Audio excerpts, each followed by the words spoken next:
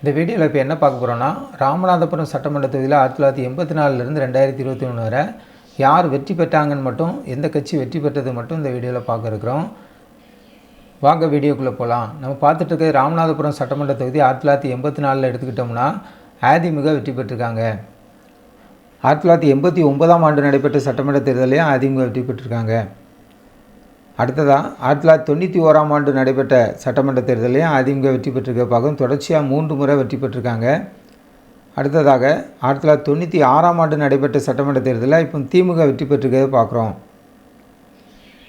அடுத்ததாக 2001 நடைபெற்ற சட்டமன்ற தேர்தலில் தமாக தமிழ் மாநில காங்கிரஸ் கட்சி வெற்றி பெற்றிருக்காங்க.